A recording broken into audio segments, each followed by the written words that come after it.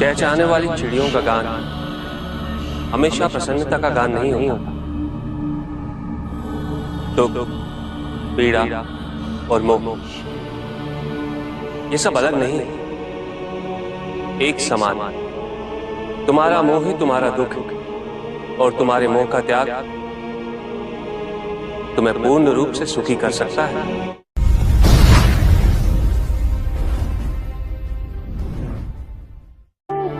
पूजित का साक्षात सामने होना मन को भटकने नहीं देता, किंतु जो सच्चे भक्त हैं भगवान तो उनके मन में, उनके हृदय में निवास करते हैं। जिनके हृदय में श्रद्धा है उनके लिए पूजा करने हेतु अपने आराध्य का साक्षात सामने होना अनिवार्य नहीं।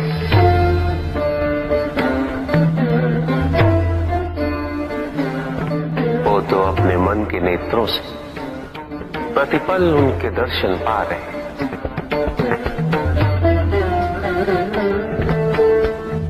उनकी प्रत्येक अनुभूति में भगवान है।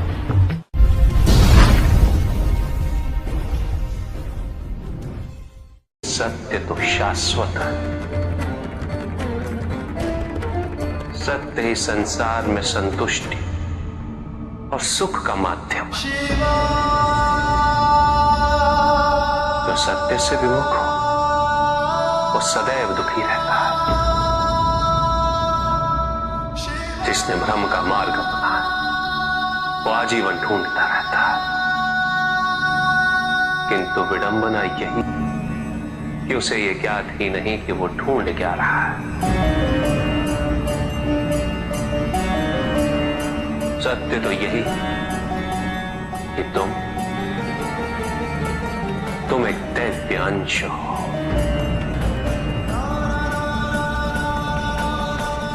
जन्मोपरांत तुम सबने अपने आप को केवल मनुष्य मान लिया और यही विस्मरण तुम्हारे कष्टों का कारण है। तुमने अपने शरीर को ही सत्य माना। लोभ, भय, शंका, असुरक्षा, छल इन सब को अपने जीवन का आधार बना लिया।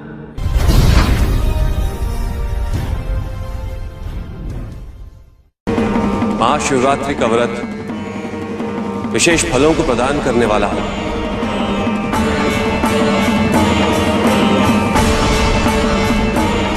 इस व्रत को रखने से पुरुषों की सारी मनोकामनाएं पूरी हुई।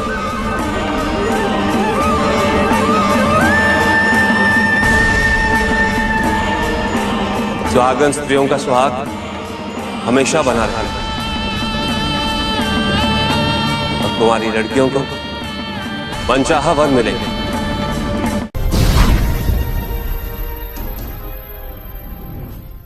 पुत्र और पुत्री में भेद करना उचित नहीं,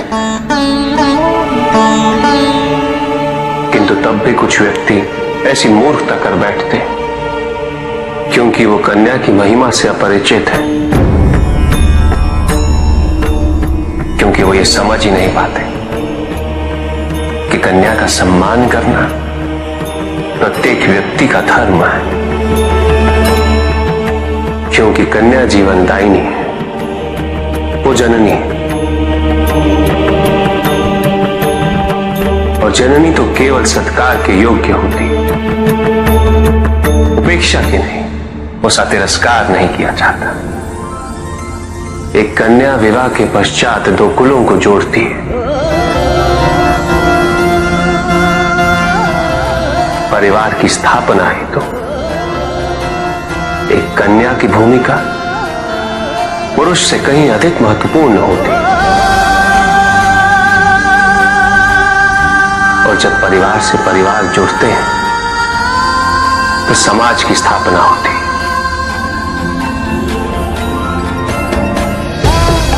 पुत्री को परिवार में, समाज में वही स्थान मिलना चाहिए वही अधिकार प्राप्त होना चाहिए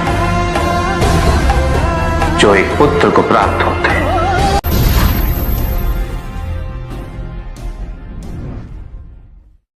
प्रेम क्या है?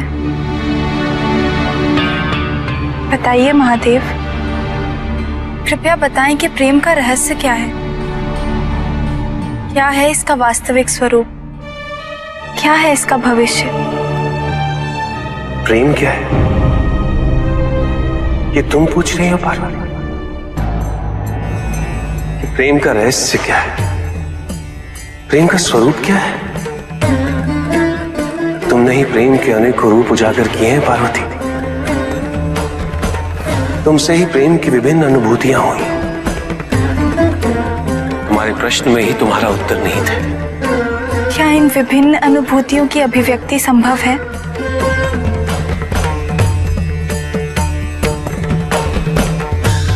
सती के रूप में जब तुम अपने प्राण त्याग मुझसे दूर चली गई,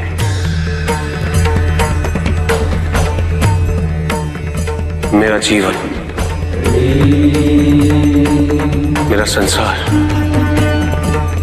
मेरा दायित्व सब निरर्थक और निराधार हो गया। मेरे नेत्रों से अश्रुओं की धाराएं बहने लगी। अपने से दूर कर तुमने मुझे मुझसे भी दूर कर दिया पार्वती।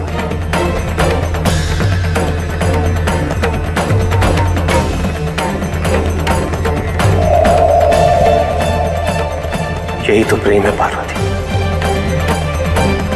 तुम्हारे अभाव में मेरे अधूरेपन की अति से इस सृष्टि का पूर्ण हो जाना, यही प्रेम है।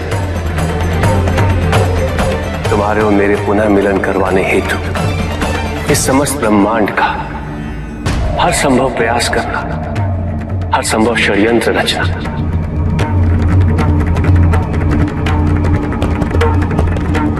इसका कारण हमारा असीम प्रेम ही तो है। तुम्हारा पार्वती के रूप में पुनः जन्म लेकर मेरे एकाकीपन और मुझे मेरे वैराग्य से बाहर निकलने के लिए विवश करना और मेरा विवश हो जाना, ये प्रेम ही तो है।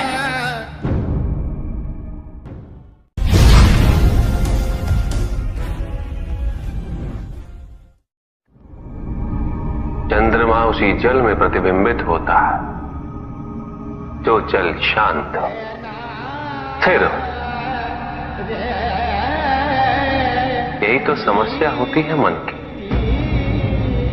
मन कभी भी शांत नहीं हो पाता। जहां शांति नहीं वहां कुछ भी नहीं रुकता। समुद्र की लहरों की भांति विचारों का उपद्रव मन को निरंतर स्थिर रखता। कुछ भी सुनने और समझने के लिए मन का मौन रहना आवश्यक है, किंतु मन मौन रहना नहीं जानता। वो तो निरंतर कुछ ना कुछ कहता रहता। प्रतिपद शब्दों का आक्रमण चलता रहता है मन पर, और यही आक्रमण है जिसके कारण व्यक्ति कभी भी शब्दों के परे नहीं जा पाता। जहां जीवन की सत्यता का बोध उसकी प्रतीक्षा कर रहा होता।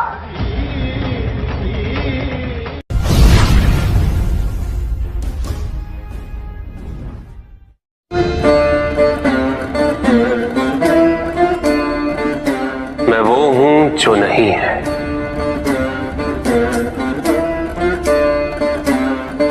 जो नहीं है वो मैं हूं।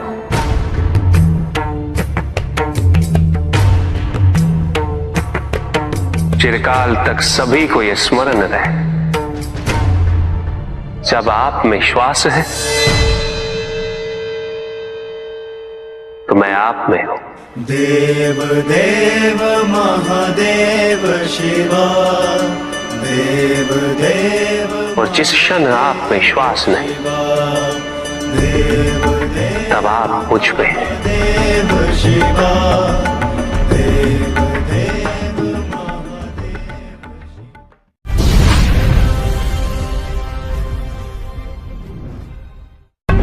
सत्य को जानने के लिए वन में जाना अनिवार्य नहीं है।